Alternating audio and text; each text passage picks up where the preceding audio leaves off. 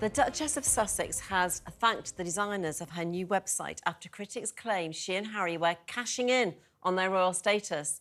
Meanwhile, the pair have changed their children's surname to Sussex, which coincides with their new online rebrand. Joining me now is royal commentator Kinsey Schofield. Thank you for joining me, Kinsey. Kinsey, can I ask you a few questions, because this is puzzling me.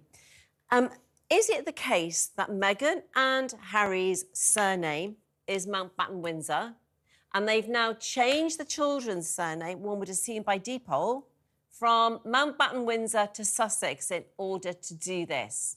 They've monetised their children's surname. Am I right?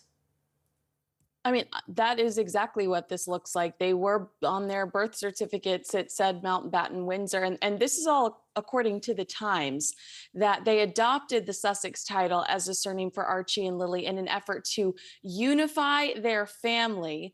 The children have been referred to as Archie Sussex and Lily Sussex rather than Mountbatten Windsor since the King's coronation, according to sources that spoke to the Times.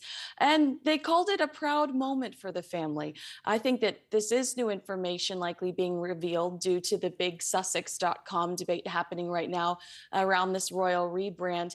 In the same story, they say that the couple are believed to have renamed their website to be more inclusive to both children.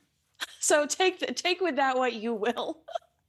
So I get that to a degree. The website was called Archewell, and their son is Archie. But why would they want to name?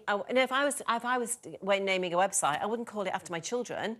I would call it something completely different. You know, unambiguous, but you know what it says on the tin. So why doesn't it say MeghanandHarry.com? Why does it say the children's surname? I don't get it.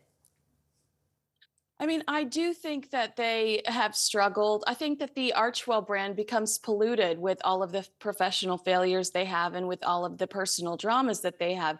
If I were to ask you right now, charity-wise, what Harry and Meghan do with Archewell, I would genuinely be surprised if you could tell me the answer to that question. So I do wonder if perhaps somebody said it's time to separate Archewell from all of your other endeavors. And that's kind of what this source said that to the Times, that this is going to be an umbrella where, you know, everything's kind of organized. But renaming the children, you know, it's as if Harry and Meghan just completely dismiss all of the rules. They're not asking anyone's permission of how to go forward. They make their own rules. And I think that that's one of the reasons why there's a disdain for them, because they kind of lack general respect when it comes to the British royal family, the family that's given them the platform that they have today. So what they've done is rebrand. Archewell was toxic because of all the failures they've had. They've rebranded. But they did this after the Queen died. You say from the King's coronation, but it's post the death of the Queen, to who they made promises. So the royal crest, there's been a lot of criticism about the crest. And I heard someone say this morning that, well, you know, Charles has a crest on all his biscuits that they sell in Waitrose, but Charles is a royal. That's why he has his crest. A working royal. A working royal. That's why his crest is on his products. They are not royals. So that's the difference, isn't it?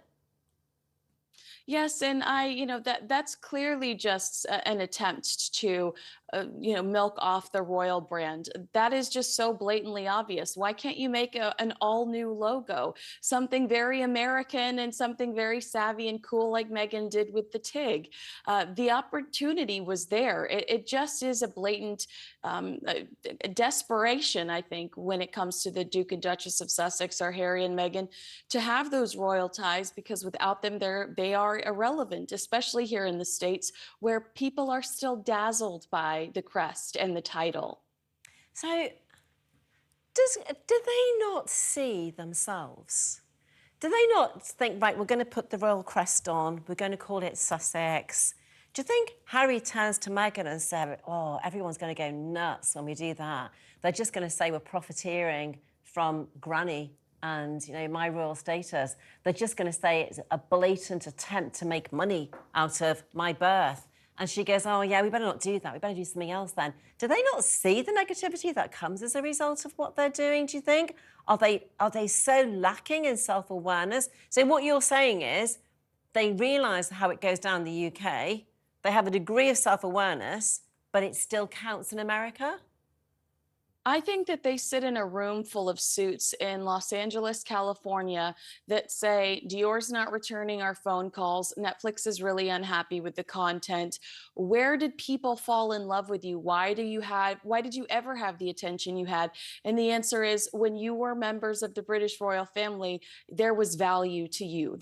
People were interested in dressing you and working with you. So we're going to have to make it look today like you still I mean, I will watch them at Invictus.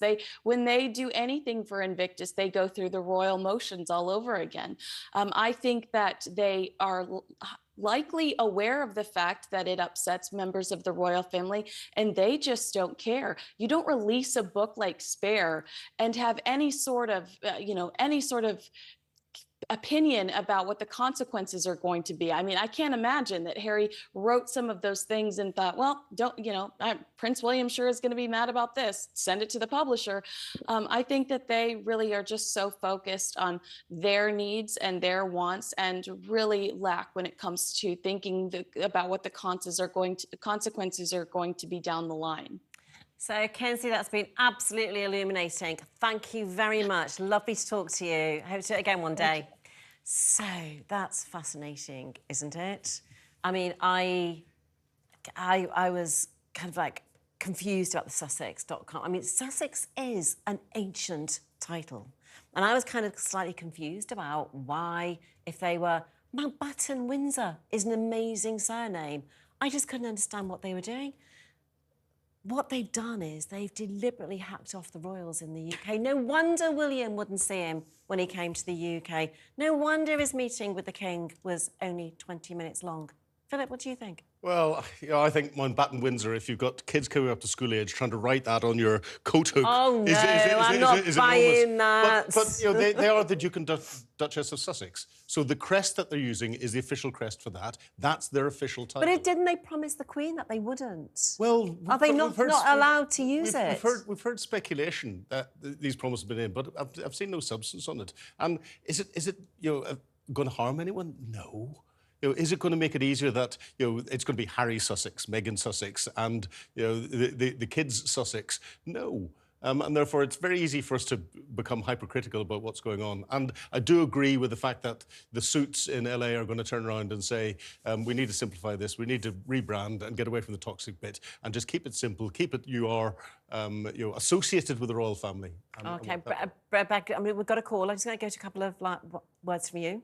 Well, I think people aren't being very generous to them, are they? They're just trying to, they are doing a rebrand, aren't they? Meghan's got her new partnership with this new podcast platform. He's got the Invictus Games. People do it all the time. Brands do it all the time. And they see themselves as a commodity. And I think, the British are permanently burnt with the royal family, aren't they? So I think, they're using the crest. They're being very savvy. They're obviously paying people in LA a lot of money for this advice. And we're all talking about it, aren't we? It's all about the money. Go for it.